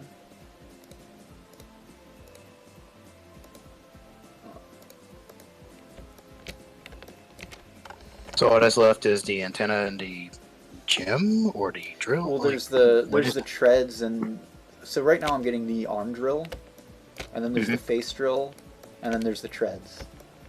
Oh, okay. And wait, how much time has gone by? Like 2 an hour or two? Almost. I guess it's just been like an hour. 1.5 hours. Yeah. Wow. Almost 2 hours.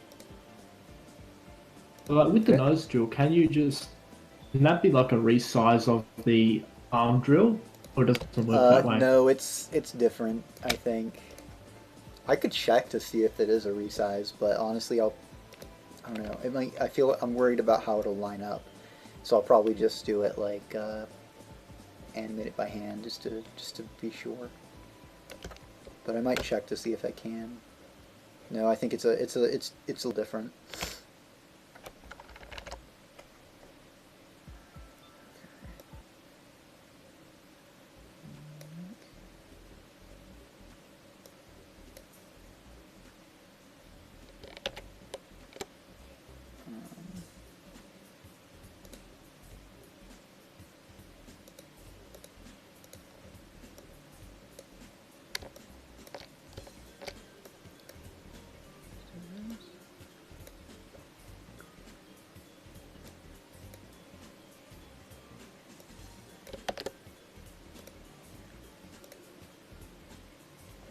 I need to change this from blue.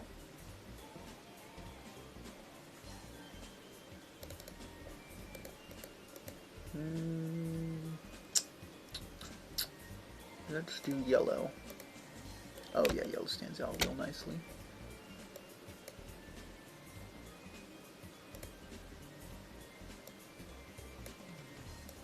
Oh, there we go. Okay.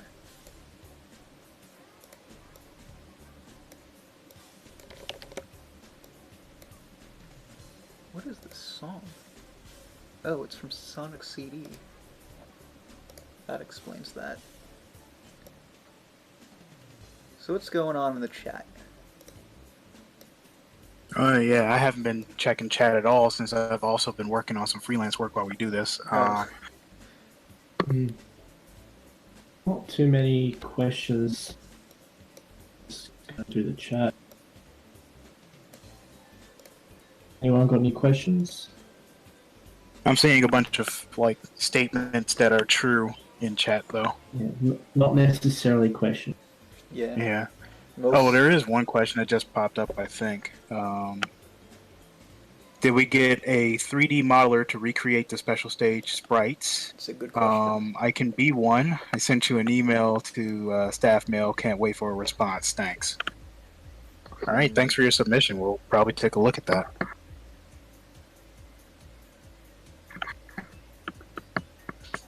Oh, they did send us an but email. yeah, Say what? They did send us oh shoot, I know this guy. Yeah, they're actually really good. Oh, okay.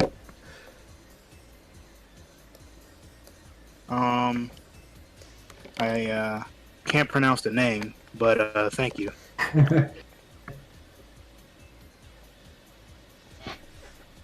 Yeah, I follow. Okay, we got one. You guys work. Oh. Follow that person on Twitter. What was that? Yeah, they did have a we did have like someone make like a 3D modeler recreate like special stage sprites. So, but let's see. Aside from the test video footage that we sent out for the special stage, I can't really say much more of what's been going on like with it, but yeah, but we can confirm that that a 3D modeler is working on it. Yeah. And like when we put out that video of the special stage, like some people thought that was the graphics. They were just placeholder graphics. Like the real special stage is gonna look way better than that. Amazing. It's gonna look so much better. Yeah, no, that was just an engine test. Yeah, proof of concept, if you will. Which that's really, I think in the post, didn't we say that it was an engine test? I think we did. Yeah, I mean it even had like at the top corner it had like engine spitting out random values. So yeah. Yeah, I don't know. It's always interesting to me whenever, like, because whenever you do something wrong, even if you tell people like, hey, this is just a placeholder, if it doesn't look good, people will still be like, hey, that doesn't look good. Why does it look that way? It's like, man, we said it was a placeholder. Yeah, I mean, if it don't look good, trust me, we know. Yeah. I mean, you heard us earlier. We were talking about the things that people didn't even notice. So like, we know the things that people don't even catch. Sometimes people do catch stuff though. Oh yeah. But it's just every now and then. Yeah, for the most part, like if there's something wrong or something off, we probably know about it. Oh, these are unaligned, correct. Wait a minute, no, I'm on the wrong frame. Hey, there we go. Okay. Let's see. Maxidetsu says, you guys worked on Sonic Mania sprites? No, we did not. The guys who did the Sonic, well, the art director, Tom Fry, for Sonic Mania, he used to work on Sonic 2 HD. He does not anymore, however. Yeah, he had moved on and like formed his own studio, and that studio worked on Sonic Mania. Yeah. Along with a bunch of other people. No one working on Sonic 2 HD though, because pretty sure if you do like an official game, Sega's probably going to be like, alright, we're going to need you to not do those fan games anymore. Yeah. But like Stealth still is on the fan game scene a bit, I think. I don't know if he makes fan games though. Yeah, last time I checked up on Stealth, he did Megamix. He's still doing Megamix. Is he? I thought Or he was, but maybe not now. Oh. Yeah, I don't know. Maybe that's specifically a Stealth thing. I have no idea. Yeah, the last time I checked up on Stealth, he was working on Vertebreaker. Oh, yeah, they were doing that, but their Kickstarter wasn't successful. Yeah, unfortunately. Yeah, I mean, I'm not too surprised that it wasn't, to be honest. Mm-hmm. I mean, I totally get that. The target to hit was too high. See, the target was actually super realistic. It's just people don't realize it is realistic. That's the realistic target.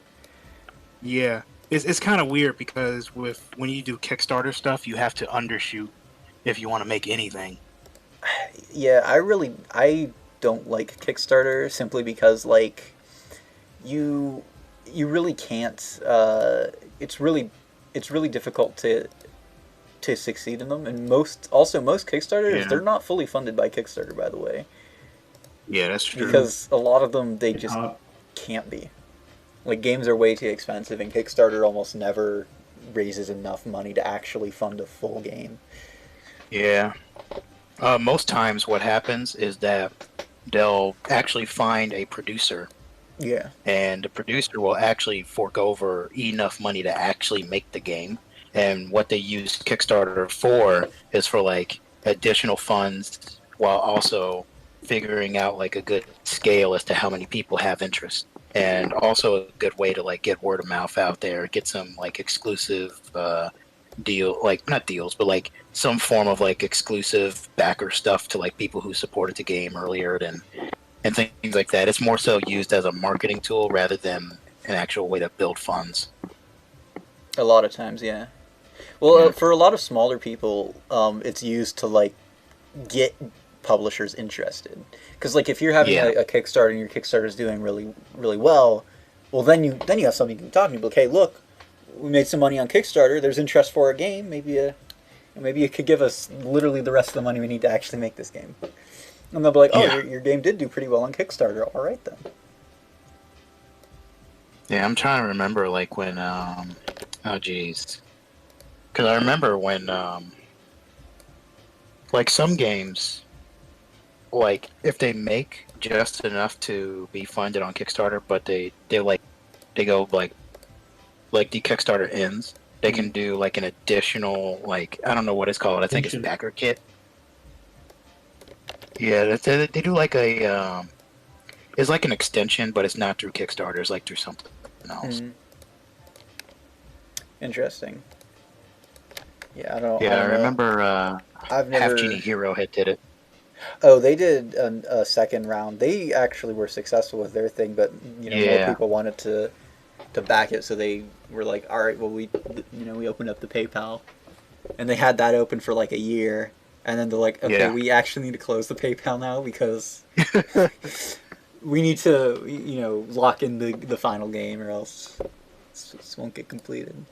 But yeah, with I don't trust Kickstarter. Like, because I've got, a thing, an indie thing that I'm working on, and we're probably not going to go to Kickstarter simply because, like, I know how much money we need to make the game, and I know I guess there's a chance we could make it on Kickstarter. I just don't think we would, because that's another thing. Like, you have to get the word out for Kickstarter, and that can be really hard. The marketing is actually the toughest part. Yeah, marketing, because marketing normally, like, it can be, like, cost a lot of money to do. And, like, no matter how, like, great your game is, if nobody knows about it, nobody's going to back it on Kickstarter. If you have no money to advertise it, it's going to be a lot harder for, to get people to know about your game to back it on Kickstarter. So it's very, very hard. Another thing about Kickstarter is that you actually have to have money in place in order to do a Kickstarter anyways. Does it cost money to start one? Well, it's not so much that it costs money to start one, but if you really want to be successful at it, it's going to cost you. Like, you're going to be spending money in other ways, like if you give certain rewards that that's have to have another physical thing too. Because you have to. That's actually what I see a lot of people do. Is they, instead of doing a lot of physical rewards, they do the digital ones, because those ones are like cost pretty much nothing to distribute. And like but every now and then you see a shirt or like a mug. Well, shirts actually are super cheap. I have no idea about mugs. Are they? Though. Oh yeah, they're real cheap to produce. Huh. Yeah, shirts. Well, it's been a while since I checked on prices. I guess I'm like still like old school. If you're getting one shirt printed out, it's pretty expensive. But like if you're like mass printing shirts and stuff, like it's actually super cheap. And And I know, like, 'cause another thing that they have as a physical reward often is, like, posters, for example. And I know those are very cheap because I've, like, sold, and, you know, they're, like, it's like basically $2 for one print, basically. That's how much the artists are spending on them, and then they're selling them for like 15 to like $20 or whatever at the convention, so they're actually making a pretty good return on those. Of course, you know, to get all those printed, they had to spend like $20 or so in the first place, but to make the money back that you spent on those prints, because I know whenever I did it, I didn't really make a whole bunch of money, and I printed way too much because I had no idea how much I actually should print, and I was like, you know, how much do people actually, like, you know, just how much are people gonna actually buy these, you know, like, whatever. Yeah. So it was. It's funny because I just read a comment in the chat that said Sonic 2 HD shirts, and I just had to chuckle a little bit at that because yeah. I wish we could. I mean, we do have shirts. What? It's one of those things where it's like you can make a shirt for yourself. Yeah. But yeah, we can't. We can make some shirts, but we're not going to sell them. I mean, I actually it's am funny trying to get my own shirt printed with the Sonic 2 HD thing, but I haven't gotten around because like everything's like closed. But yeah, once that all opens up, I'm gonna get me a Sonic 2 HD shirt. But if you want a Sonic 2 HD shirt, you got to make your own, I guess. Because we have no way of actually distributing those. Yeah, we can't make them, we can't sell them, we can't ship them. We can make them. We can't even. But yeah, I mean, we can't even make a template and like hand it out to people. Yeah, I think anything you can stay away from. Best we could probably do is a Minecraft skin. Minecraft skin. We could do a Minecraft. Yeah, we'll release some Minecraft skin Sonic 2 HD t-shirt. Yeah, in a perfect world, Sega would just like say, "Hey, we like your graphic. Let's make a T-shirt and put it on our shop." And that's like a perfect scenario, which won't happen. Yeah. But yeah, I mean, the logo design for Sonic 2 HD is super clean, so I can see why people would want. It is. That logo was made by Tom Fry, who you know, art director for Sonic Mania, and that's why if you look closely at the Sonic Mania logo, it looks suspiciously like the Sonic 2 HD logo, because it was literally made by the same dude. Well, I don't think it's just that it's the same dude, and that's why